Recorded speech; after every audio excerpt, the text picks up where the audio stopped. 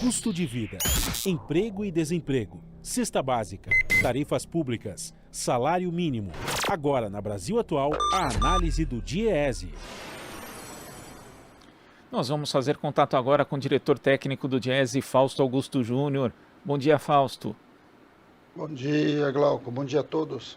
Fausto, a segunda fase da reforma tributária apresentada pelo Poder Executivo propõe mudanças no imposto de renda para pessoas físicas, empresas e investimentos financeiros.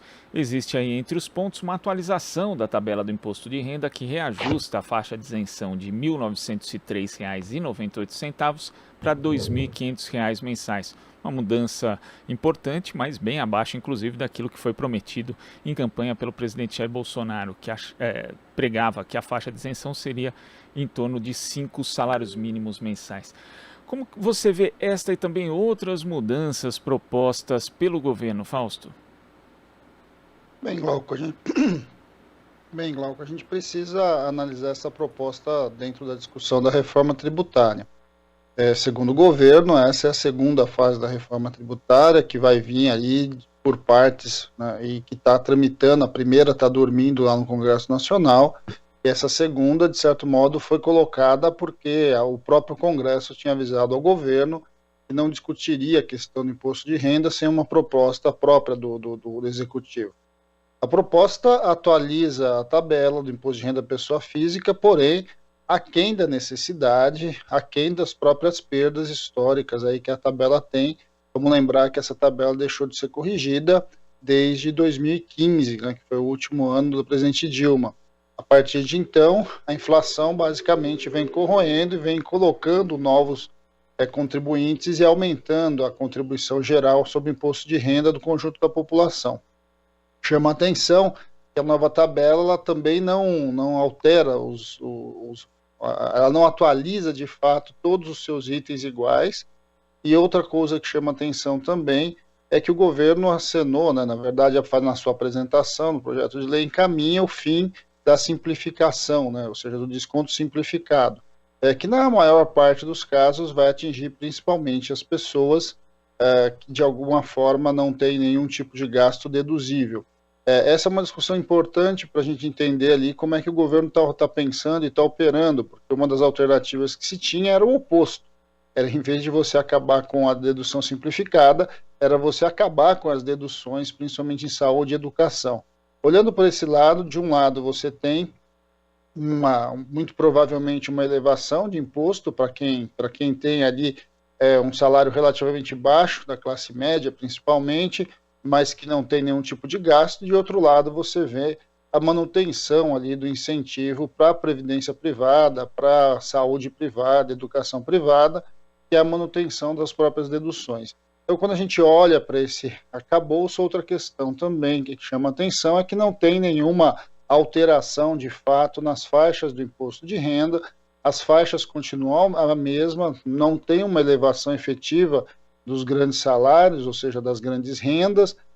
Por outro lado, você vai vendo que, de fato, você vai mantendo uma alíquota máxima ali muito próximo entre quem ganha 5 mil, 10 mil, 100 mil reais, 1 milhão, ou seja, você não tem mudanças estruturais do ponto de imposto de renda, o que vai impedir que você tenha, de fato, alterações significativas numa discussão tributária mais séria. Há uma medida importante, a discussão do retorno aí da tributação sobre lucros e dividendos. Acho que esse é um dado bastante significativo, uma vez que lucros e dividendos é uma forma que principalmente acionistas acabam recebendo a sua rentabilidade por conta das suas ações, por conta dos seus investimentos. O Brasil é um dos poucos países do mundo que não tributava lucros e dividendos, mas, por outro lado, o governo também vem diminuindo tributação sobre vários investimentos, uma vez que ele passa a ter uma alíquota única e não mais o escalonamento de alíquota que a gente tinha de acordo com o tempo médio que as pessoas deixavam o seu recurso nas aplicações. Ou seja, uma análise rápida, a proposta enviada pelo governo, ela tem algumas coisas importantes, mas ao mesmo tempo ela de fato não mexe no que deveria mexer, que é o embate que a gente tem hoje em relação a tributário agressivo e que de alguma forma beneficie os mais ricos em relação aos mais pobres. E quando você fala dessa questão das faixas, Fausto, lembramos que alguns outros países têm aí mais faixas justamente para tornar essa tributação menos desigual. A Coreia do Sul, por exemplo, trabalha com 7 faixas e com alíquota máxima de 42% na renda. E pela proposta nova do governo, acima de R$ 5.300, a alíquota passa a ser de 27,5%. Mas aí é aquilo, quem ganha 50 mil e quem ganha 5.300 vai pagar proporcionalmente a mesma coisa. O que é bastante absurdo, para dizer o mínimo, né, Fausto? Esse é um enfrentamento que precisa ser feito, né, Glauco? Porque essa discussão o tempo todo de que o Estado é grande, que o Estado custa muito, a dívida pública, enfim, toda a discussão que de alguma forma passa sobre financiamento público, passa por dentro da discussão de quem paga o imposto, qual imposto se paga e como é que você pode vir a alterar o sistema tributário para deixá-lo de maneira um pouco mais progressiva.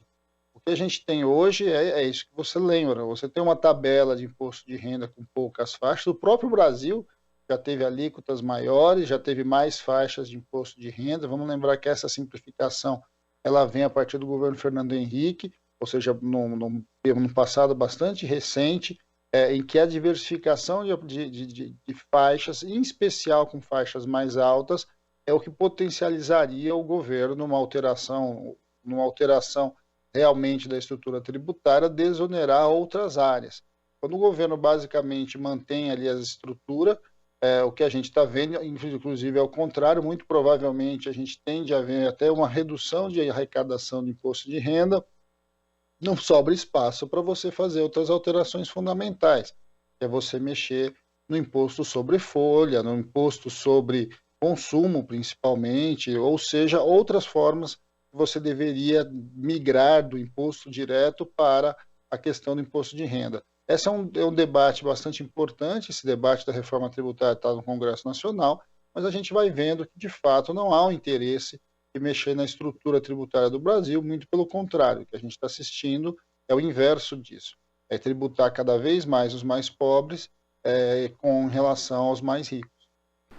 E essa impressão fica ainda mais forte quando a gente observa que não existe qualquer tipo de proposta por parte do governo de tributação sobre o patrimônio. E quando comparado com outros países, o sistema tributário brasileiro ele acaba aí tributando muito pouco, tanto a renda quanto o patrimônio, Fausto. Bem, essa também é uma outra característica do nosso sistema tributário, né? Você não tem uma tributação efetiva sobre patrimônio, a tributação é muito limitada, muito pequena, e até a proposta que veio aí em relação à proposta do novo imposto de renda mexe ali na possibilidade de atualização dos valores das habitações, etc., enfim, dos imóveis, mas isso, de certo modo, pouco impacta, na verdade, ao contrário, dependendo de como isso acontecer, pode inclusive ter redução lá na frente, e de alguma forma você não vê debates no Brasil sobre, de fato, pagar imposto quem precisa pagar imposto.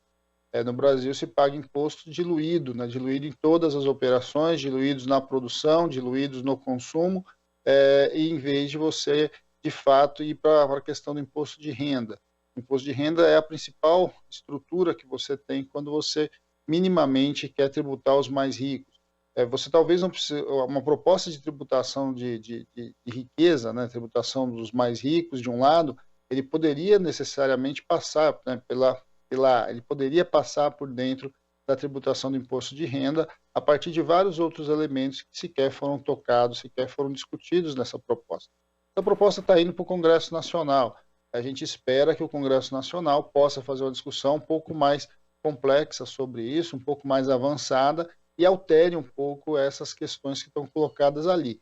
A gente insiste, né? Essa proposta sequer corrigiu a inflação dos últimos períodos em relação à tabela que está colocada hoje. Ou seja, o governo faz um alarde bastante grande, mas no final das contas, ali, quando você for ver no miudinho, muito pouca diferença vai ter em relação a pensar em um Brasil mais justo, um Brasil mais solidário, um Brasil que seja minimamente progressivo do ponto de vista tributário. Vamos ver que mudanças serão propostas no texto no Congresso Nacional. Fausto, muito obrigado pela sua participação aqui no Jornal Brasil Atual. Até a próxima, bom início de semana. Bom dia, Glauco, boa semana a todos, até a próxima.